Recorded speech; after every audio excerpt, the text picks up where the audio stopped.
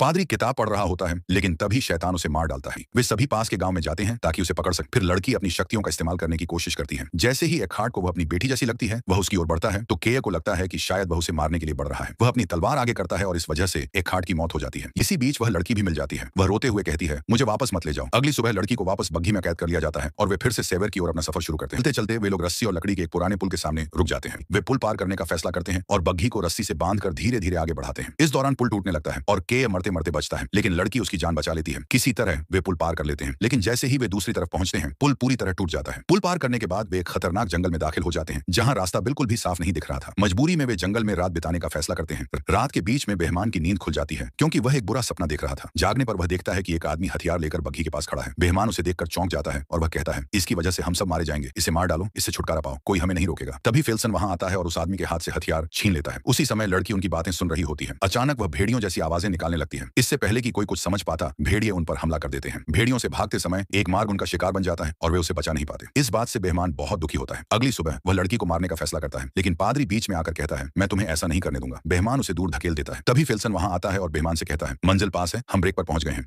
जब वे गिरजाघर पहुंचते हैं तो देखते हैं कि वहां के सभी सन्यासी महामारी के कारण मर चुके हैं। फादर एक प्रार्थना की किताब उठाता है और अब वह अकेला ही बचा होता है। वह लड़की पर कुछ मंत्र पढ़ने की कोशिश करता है, लेकिन तभी लड़की का असली राज सामने आता है। वह सबका अतीत बयान करने लगती है। बेहमान को एहसास होता है कि वह अपने पापों को छुपाने के लिए एक मासूम लड़की की जान बचाने की कोशिश कर रहा है। पादरी उस पर भूत भगाने का अनुष्ठान करने लगता है, लेकिन डेमन धीरे धीरे अपने असली रूप में आने लगता है। वह उन सभी सलाखों को जलाकर वहां से उड़ जाता है और गिरजाघर के अंदर चला जाता है। जब ये लोग गिरजाघर में पहुंचते हैं तो देखते हैं कि वहां के सभी सन्यासी मर चुके थे। वे सालों से किताब की नकल बना रहे थे, क्योंकि डेमन को सिर्फ इसी किताब से खत्म किया जा सकता था। अब पादरी के पास जो किताब थी वह दुनिया की आखिरी किताब थी, उसी से डेमन को खत्म किया जा सकता था। जब वे गिरजाघर के अंदर जाते हैं तो शैतान उनके सामने आता है। बेहमान पादरी से कहता है कि वे अपनी भूत भगाने की प्रक्रिया शुरू करें। शैतान अपनी शक्तियों का इस्तेमाल करता है और चीजों को हवा में उठाकर इन पर फेंकने लगता है। कुछ देर बाद जितने भी सन्यासी वहां मरे पड़े थे वे गायब हो जाते हैं और शैतानी शक्तियां उनके शरीर पर कब्जा कर लेती हैं। अब वे लोग शैतान के गुलाम बनकर इन पर हमला करते हैं। पादरी किताब पढ़ रहा होता है, लेकिन तभी शैतान उसे मार डालता है। वह किताब जमीन पर गिर जाती है। फिर फेल्सन आता है और डेमन से लड़ने लगता है, लेकिन डेमन उसे झला देता है। केय किताब को ले लेता है और उसे आगे पढ़ने लगता है। जैसे ही शैतान उस पर हमला करने वाला था, बेहमान आता है और उसे रोकता है। वह उसके दोनों पंख दीवार से लगा देता है। डेमन अपनी शक्तियों का इस्तेमाल करता है और बेहमान को मारने की कोशिश करता है, लेकिन वह हार नहीं मानता। जब मंत्र पूरा होता है तो डेमन नरक में वापस चला जाता है और वह मासूम लड़की अपने असली रूप में आ जाती है। इस लड़ाई में सिर्फ केय और वह लड़की बच जाते हैं।